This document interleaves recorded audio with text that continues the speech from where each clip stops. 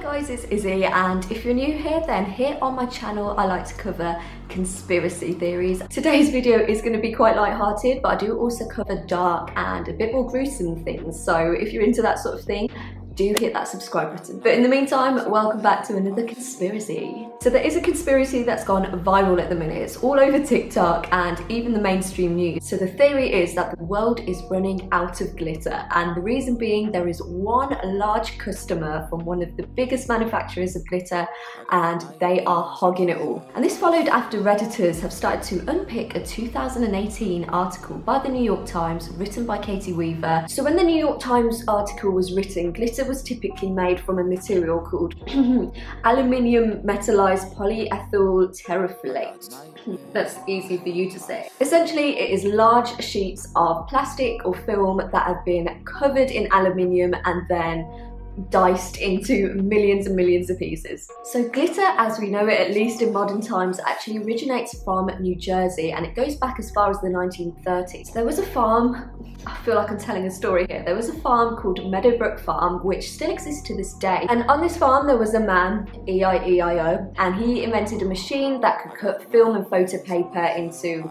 smaller pieces. So glitter was a lot like other inventions. It came about by a happy accident. So this machine would occasionally shutter and dice like this film paper into millions of pieces. Employees of that farm would then collect this dust and take it home and use it as a clear sparkly decoration for their Christmas trees because it would look like snow. Then during the Second World War, glass glitter became unavailable, and Henry Rushman realised there was a gap in the market for plastic made glitter. And yeah, the rest is history. That is basically how we get glitter. So the New York Times journalist Katie Weaver, she did originally try and reach out to this farm, which still exists to this day. They basically no commented her. They said, we are a private company. But luckily there is a second large manufacturer of glitter which is also based in New Jersey, and they're called GlitterX. They were somewhat more accommodating to the journalists. Then again, this company is still notorious for being very secretive about what goes on behind the scenes. People have been denied access and permission to film as much as the entryway to this factory. So the owner of the factory is called Mr. Shetty,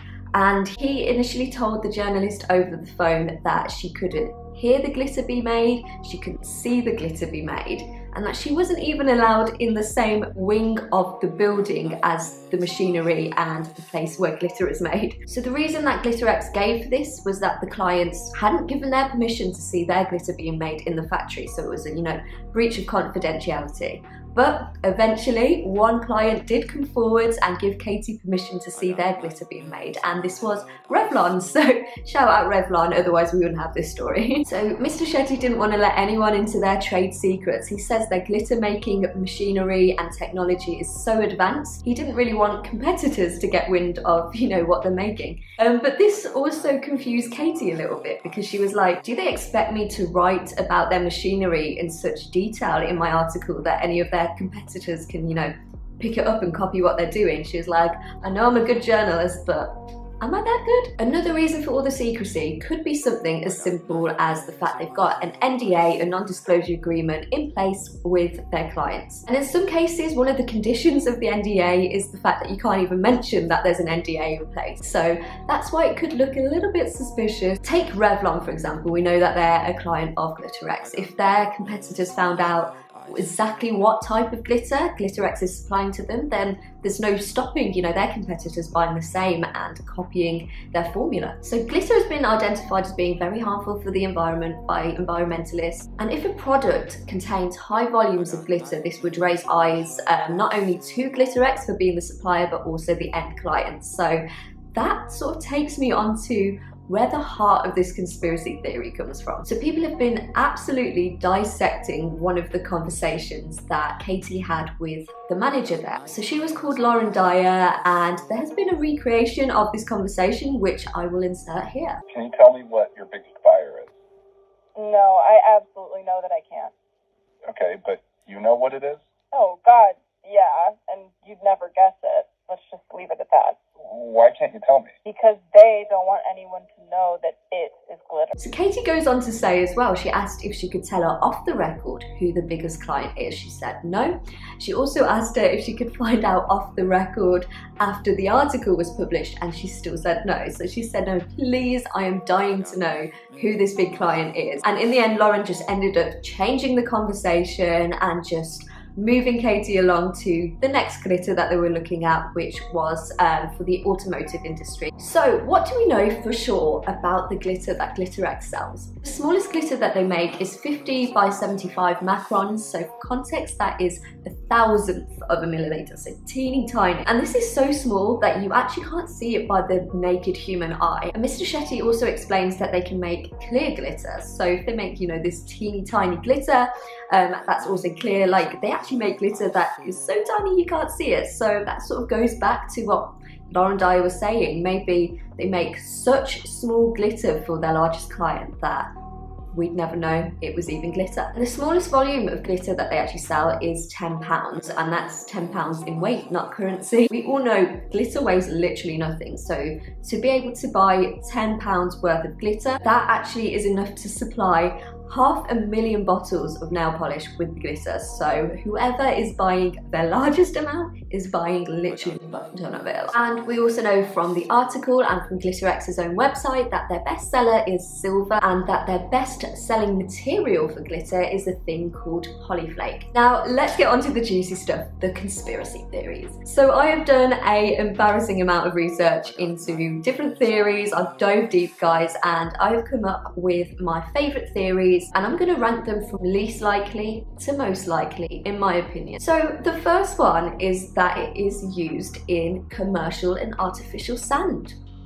So natural sand is apparently becoming increasingly more difficult to get a hold of naturally. So are artificial beaches and resorts, are they resorting to glitter for not only aesthetic purposes, but to also use it as, you know, a bulking agent? So this one for me is least likely, in my opinion anyway. I see where people are coming from. Sand does have that glisten to it, but you know, so does snow, and that is definitely a naturally occurring thing. And you know, if you were to sit on the beach and it was covered in glitter, wouldn't you know about it? Like when you went home, we all know we find sand everywhere after a trip to the beach, so I feel like people would know a bit more if it was glitter. But what do you guys think? Another really popular theory is that it's used in military and by secret services. So a really popular one I've seen is that people think the military uses it as a stealth coating in fighter jets such as the F-22 and F-35. So this coating is apparently meant to, you know, deflect and bedazzle radars of the enemy. In my opinion, if it was just a glitter coating, like that seems a little bit novel in my opinion. The army has, you know, access to probably the best technology in the world, and is something as simple as painting it in glitter, you know, the answer to their anti-radar technology? I don't know. It's also been suggested that, you know, the Secret Services uses really tiny pieces of glitter, micro glitter if you like, as a thing called a micro tagger. So the idea is that they use it in commercial explosives. So there is actually technology and companies in place for this micro tagging, so it's quite a lot of evidence for it. So the idea is you go to the crime scene after there's been an explosion, and you can sort of pick up the debris and identify exactly what type of glitter was used, hence linking you back to the actual explosives that were used. So the theory is that people don't want to get out that there is, you know, micro taggers in explosives, because then people might sort to illegal explosives and it would be much harder to identify exactly which explosive was used and to be able to track it down. So on to theory number 3, and I won't lie, like this was my favourite theory for a while. So there has been a lot of evidence to suggest microplastics have been and are being used in cosmetics. So Redditors are completely convinced that an article posted by dentists on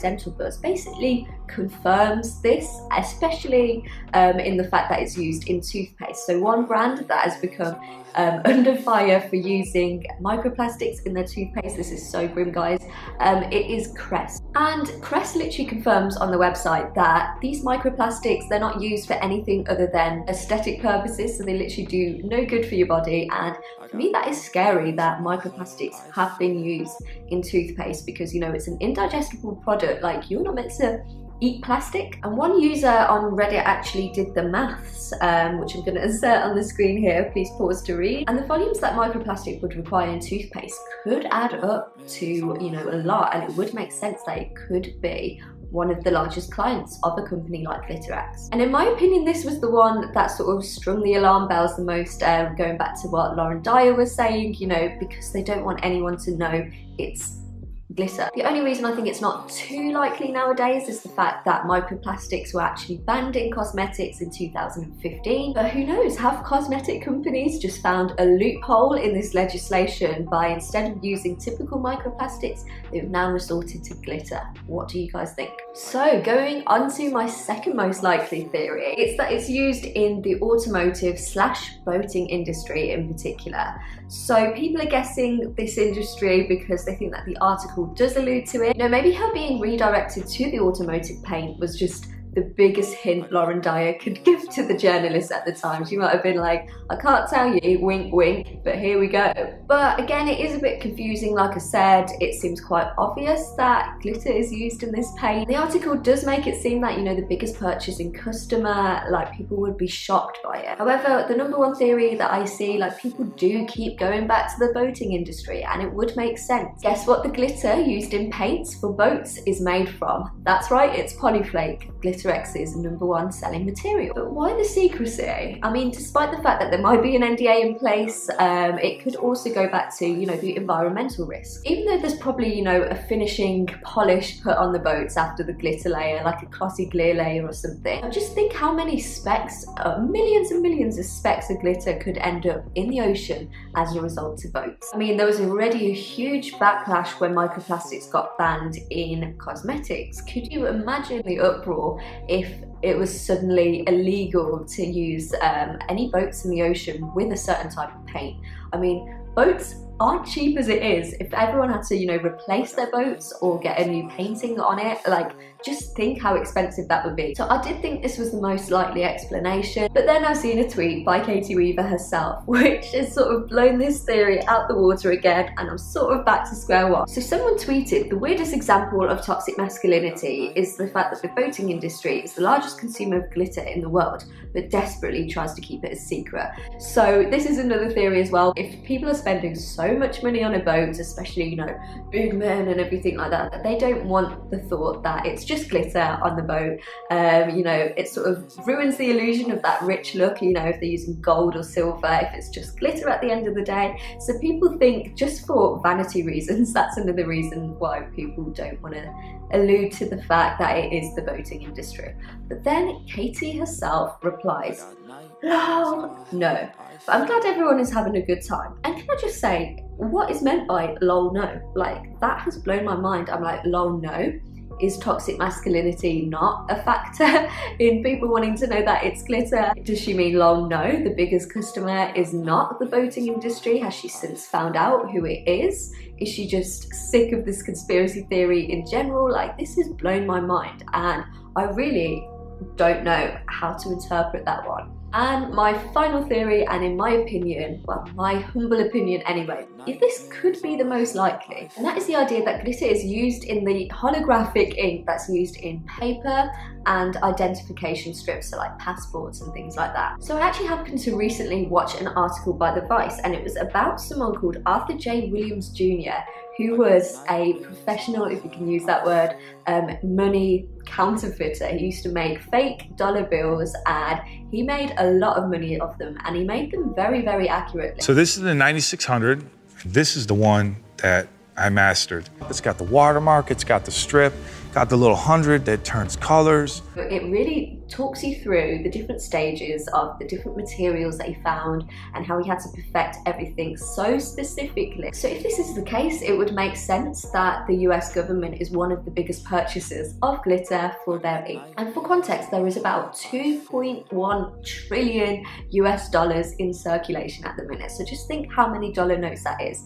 And that's just money. Imagine how many people have got passports throughout the country, how many people have got, you know, IDs and driver's licenses. There would be be so much ink required for that. So that would make sense if, you know, the US government is one of the biggest purchasers of glittery ink. And just think the problem it would cause with fraud. I mean, if it was public knowledge exactly which ink the government uses for these holographic layers, I mean, there's no saying how many fraudsters would come out of the woodworks for it. So those are my theories, and I want to touch on another point about this conspiracy as well. There is a glitter shortage. This huge customer, whoever they are, is using it all up. And good news, glitter lovers out there, I really don't think that this is the case. When you literally Google glitter shortage, nothing comes up about an actual shortage. No one says anything about why there's a glitter shortage. No one even mentions the fact that there is a glitter shortage. It literally just takes you back to this conspiracy. And even the original journalist of the New York Times Post has come forward and said, you know, she has no reason from her visit to GlitterX to, you know, think that there would be a shortage of glitter. So yeah, that has been my latest conspiracy. I'm really excited to hear what you guys think. Which theory do you guys think is the most likely? And is there any uses for glitter that you guys can think of that I've perhaps not covered in this video today? Let me know in the comments below. So yeah, thank you so much for watching, guys, and I look forward to seeing you guys soon. Bye!